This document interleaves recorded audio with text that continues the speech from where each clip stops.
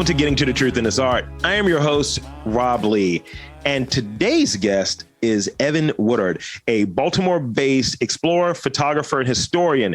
Evan hunts for lost relics in homesteads, rubbish dumps, and privies. Welcome to the podcast. Hey, thanks for having me, Rob. It's a pleasure being here. Oh, totally. It seems like I read that directly off your website, doesn't it? I was going to ask you, did you actually just go to my website and look for that? It was literally a cut and paste. I had to kind of make sure because it's white text, and I was like, all right, hold on, let me just hit that real quick with the color. So in it, I gave what's up there, but I'd rather have you really speak on it. So describe your background and what brought you to this work and how long you've been doing it. Well, I mean, my background is not history, honestly. I didn't go to college for it.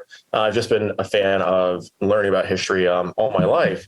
And like most people during the pandemic, you needed something else to do that involved not being around other people. So I met up with my friend Matt, who was out hiking a lot, and he had started finding these beer bottles, and I asked him about it, and then he's like, hey, you got to come join me. And I did. And next thing you know, we're out digging pretty frequently in the woods behind these homes and whatnot, and working with the owners and just asking permission. Can we go here? Can we go there? And then it really evolved over the last, I'd say 7-8 months, where it got really heavy involved with privy digging here in Baltimore City, because there's just so much history and so much redevelopment going on that getting access to these construction sites from the companies that are working on them is super easy. And now they're happy to be involved with preserving history in one way without really having to destroy it outright. Yeah, that's dope. Because I had a conversation. I've mentioned I have an interview coming up with you to a few different people, and just the reception has been really interesting. Hell yeah, can't wait till you talk to him. Looking forward to it. Two great tastes coming together. So obviously, people have been checking out the social media, the Salvage Arc. So how's that response been? And I saw the Best of Baltimore, so congratulations on that one. Thank you. But how's that response been? And how have people kind of taken to some of the posts that you've had up there, and maybe even some of the videos you've done? Because I saw this relic hunting, 2 relic hunting videos on your website. So if you will, for the fine folks out there, describe what relic hunting is, and I'll hit you with part B of that question. Okay. So relic hunting is, it can be anything from metal detecting to what is known as bottle digging. And that involves people, going out in the woods or looking for rubbish dumps and privies to find things that were basically tossed away as trash back in the day. Because before modern trash pickup, which really didn't come about until World War II, everyone would just kind of throw away anything they couldn't burn into the woods. So any low-lying pits, ravines, rivers, things like that, you could find trash in. And you can still find it today if you just go through the woods looking around. But you also have the privies. So that was the old outhouse. And, prior to Baltimore and most cities getting indoor plumbing, people would just take that trash and just throw it in their backyard into the pit that it was privy, because eventually it would be cleaned out, but not as well, as you would think. They would just leave a lot of trash in there anyway, so that the people that are cleaning it out could charge more money eventually to have them come back over and over again. So smart thinking on their part, keep this is going. So now it's hunting down those locations where those homes were or homes still are, and then locating those pits, for the privy or where the rubbish dump is. So it's one of those things where I'm as you describe it, and I'm immediately thinking what's in this treasure hunt? What's in this box? What am I getting? So in it, what's the response have been on social media and even on the website? Because I've talked to a few different people about this interview coming up, and people have marked out, to use a wrestling term, if you will. It's hell yeah, you talking to him? And I was yeah, it's going to be great. It's yeah. Ask this. And I was I'm not going to. So how has that response been in terms of people having an interest in the work that you're doing and kind of liking the posts, and you have that Best of Baltimore? Congratulations on that. Thank you. So how's that response been? It's been overwhelming.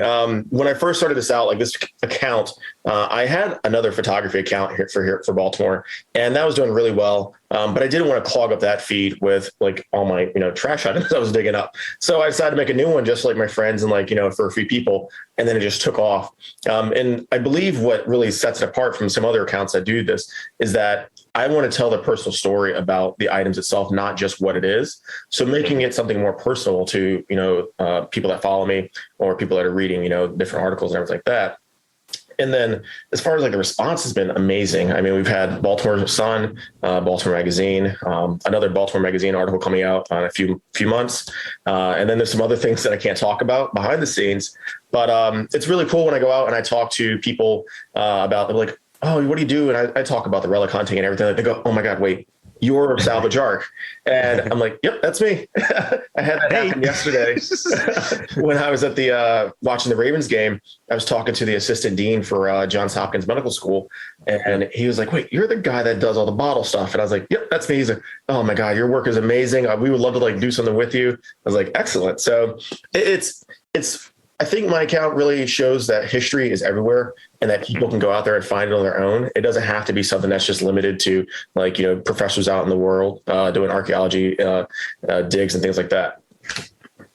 Yeah, and I think going back to one of the things you touched on earlier, echoed earlier about just Baltimore having like a rich history. So you'll encounter, especially even being a port city, you have all different things that could potentially be here. And it's just the mysteries of what can be unearthed are there. What comes to mind when of like maybe like a favorite relic that you've encountered, or favorite relics? Because, that could be a, S with brackets. What comes to mind when you're like, yeah, that was a really cool coin that I found, or wow, they had bottles back then of this or whatever. Like that's the original Dr. Pepper. What was something that comes to mind for you? For me, it's flask. There's a lot of historical flasks that are basically like souvenir cups for whiskey and, other liquors that were sold back in the day. And these flasks had like different embossings on them. Some of the ones I have like president faces like George Washington, Andrew Jackson, and then some of the generals that fought in the Revolutionary War, because these people were seen as heroes of America and they were just everywhere back then. And then they have some other items that are like from the Masonic like group, and like one has like the all-seeing eye, and then it's like Masonic archway with a bunch of other weird symbols on it. It's like really cool to see, like this is made in the 1820s. And they were like, yeah, we gotta buy this. This is like our bobblehead, that you get at Oriole Park. Instead of getting a souvenir cup, you get a souvenir flask and it's filled with whiskey. And then once they were done with it, they would either throw it away, and then you hope that it lands intact in the pit, and that privy lands like a nice soft pile of human waste. Yeah. It stays there. It's preserved for a couple hundred years, and I come around and dig it up. Like, this is mine now. So I noticed you might be on the same page I am. You mentioned the flask and you mentioned whiskey. So where are we at? What's the whiskey? What's the whiskey you're into? I noticed some videos. I'm big into the coffee whiskey out of Japan. It's really good. I used to live over there. And like their stuff is, I love Sagamore, but that stuff over there is amazing. It's a little pricey, but it's worth it. So hold on. How have we known each other before? Because I love Japanese whiskey. I don't know. I mean, you might have seen me at Otakon. I used to be on the board for Anime USA. I've gone to Katsucon, Otakon. We're having a conversation after this podcast about a little bit of everything. I feel like I always joke with my girlfriend. I was like, there are a few doppelgangers of me out there. It's just guy, maybe bald, has a beard. I mean, I have the swordfish tattoo from Cowboy Bebop on my arm. I have Outlaw Star, Space Battleship Milto, Evangelion, and Robotech and Macross on my arms. I just have a Street Fighter tattoo and a foo dog. That's just what this is right now. No more. So speak on, because I have a pop culture related question we'll get to, but speak on, I think when you're maybe going to some of these sites, and you touched on earlier where you're able to go to sites that are maybe being excavated or developed upon. Is there any inherent dangers with some of the work that you're doing? There are, especially privy digging. Now, some of the pits that we encounter are, very shallow, no more than like 3 feet in depth. But then there are ones that we dig that are 27 to 35 feet in depth, and you're doing this all by hand. And now the other thing about this is, human waste decays over time naturally, and these pits were capped over when they were put out of use. Yeah. So sometimes in the really deep ones, when it's been decaying for so long, it develops like an air void, and you don't really know it's there until you're digging down, you're standing on top of it, and then you could potentially fall into it. And we've had some situations like that happen where we're digging and the floor just kind of caves out real quickly. And luckily, you have something to grab onto, or the harness to hold you up so that you don't fall all the way down through the floor. But that's like pretty much the biggest danger that we really face, we wear hard hats and a bunch of other safety gear and make sure that we're not like, in any real danger. But for the most part, it's just worrying about falling through the floor. So less descent, less mole men is just make sure you're not falling through the floor. Yeah. So what, in your opinion, is an essential quality for the work that you're doing? I have initially here the question of historian, and maybe because you have, like, from what I'm reading, like few different interests that kind of maybe marry together, like the photography, the historian work, the exploring work. How do those, like, what's that key trait that kind of unifies those three? I would have to say the key trait's like passion. You have to be really passionate about what you're doing and what you're researching, because you are going to be spending like hours on end, either trying to look up an item, track down something, someone, a location, things like that. It's not just like you show up and, you start digging, because that is the thing. Like, there are people that just, show up and they don't really care about like the history. They just want the items. And, that's cool and all, but I like doing the actual research of everything, understanding who owned this property, who lived here, what they were throwing away, and like, really painting a good picture about the person that was there at one point. And in it, so looking at some of the work there, you kind of made that point earlier about how important it is to, I think, like, appreciate, I guess, the history that is really right under our feet sometimes. What are any other, like, interests you have, like, in that kind of space of archaeology, or the tombs being uncovered? Like, what was, like, that piece of news? Like, were you a person that's watching, like, The Mummy, Indiana Jones, Lara Croft? What was your deal there? And in that same space, which one do you relate with most from a fictional standpoint? I grew up watching Indiana Jones on a repeat. If it wasn't watching like Harrison Ford play him, it was watching Harrison Ford play Han Solo, who's also like my other idol. But and I dressed up as him for Halloween. I'll be dressing up this year as Halloween as Indiana Jones. But that was like my dude. Like, seeing him fight for good and trying to like preserve items to be in museums and not so much to be like sold off for money or anything like that. And I think that's like super important for me. And that's probably who I relate to the most. And if it was between him, Lara Croft, or Drake from, I can't remember the name of that video game series, but, Nathan, the video game series. And it'd probably be like definitely Indiana Jones or Nathan. And just because like you're going out there exploring, and, Lara Croft does her exploring. But it doesn't seem as much like history based as the other two, usually are. So you touched on like where these things are going to preserving, where these things are going from, and in a fictional space. Ultimately, with some of the items that you're collecting, where do they go? Do you just have like a wall that just has everything in there, almost like The Conjuring? It's like, we got this doll that's possessed. We found it. We're going to keep it right here. Where do your items go ultimately when you have rediscovered them? So a lot of the artifacts that I find, they go in like three categories. Three categories. You have the category of something that's very rare and that I know would be of interest to the Baltimore Museum of Industry. So I set it aside and I donate it to them. Today I had to go through, I think, like 47 items to get ready for the donation to them.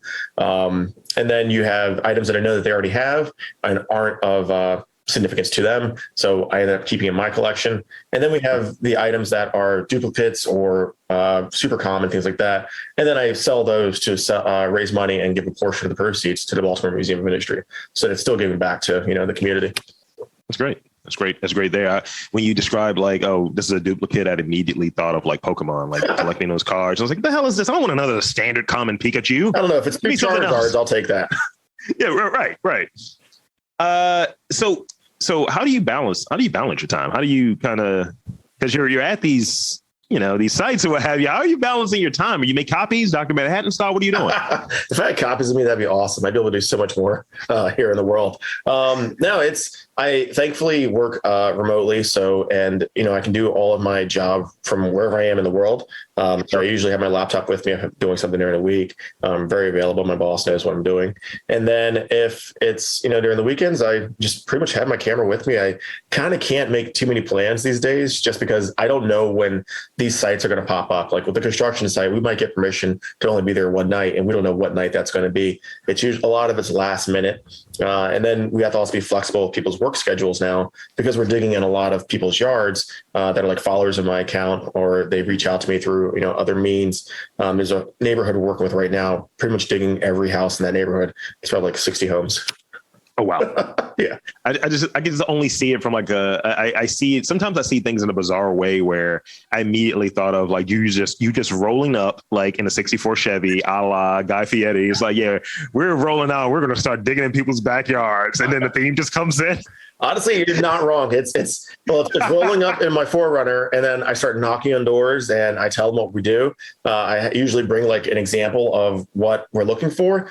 And then people are like, hell yeah, let's do it. And, if they'll say, I can't do it tonight or can't do it today or whatever, but come back and we work out a time. And then their neighbors come over and see what we're doing. And they're like, can you do this my yard? Like, yep, gladly. Yeah, that's great. What's that go-to? What's that go-to snack? Cause you're out there, it's digging, it's rappelling, it's making sure you don't bust your ass. What is that situation that you're like, I need a Snickers? What's the snack that you have? Because you're not obviously eating spaghetti while you're rappelling down and things of that nature. Maybe you are. I don't know, because you seem doing a lot of different things. But what's the snack that you have? It's funny you ask that, because we can't, like, we're always wearing gloves and our hands are either going to be filthy, even when we're wearing gloves. So it has to be something that's in a bag that I don't really have to touch. And it's M&Ms, peanut M&Ms. They're the best. I love peanut M&Ms. It's my go-to. I love peanut M&Ms as well. When this interview is over, I've had enough. This is some bizarro world nonsense here. I don't like it. I don't like it. It's like looking into a mirror. I don't like it. I don't know how we haven't met. I'm actually surprised. Like, this is interesting. I'm pretty surprised here. I guess I'm, for the most part, out of my questions. I'll lend the floor to you. And I want to thank you for answering everything in such an expeditious sort of way. So social media, website, all of that good stuff. Where can they check out like some of the posts that you're doing? I mean, we touched on it, but I like to plug back again. So my main social media account is on Instagram, and that is Salvage Arc, ARC. That stands for Salvage Archaeology. Just a short way. A lot of people ask me, was that like architecture? I was like, nope, archaeology. And then I have the same account on Facebook. You can reach me there, and on YouTube as well. I have some videos I need to upload. I've just been really lazy about it. It comes back to editing again. I like doing it, but I don't have the time to do it anymore. So I want to thank you again for being on the podcast, Evan. This has been a treat. This has been a great way to wrap up a Monday for me. Yeah. Thank you so much, Rob, for having me out here today. It's been awesome. And, it's been a pleasure talking with you and learning more about you. Absolutely. So I'll end it there with for Evan Woodard of Salvage Arc. I am Rob Lee, saying that there's art in and around Baltimore, sometimes under Baltimore. You just got to look for it.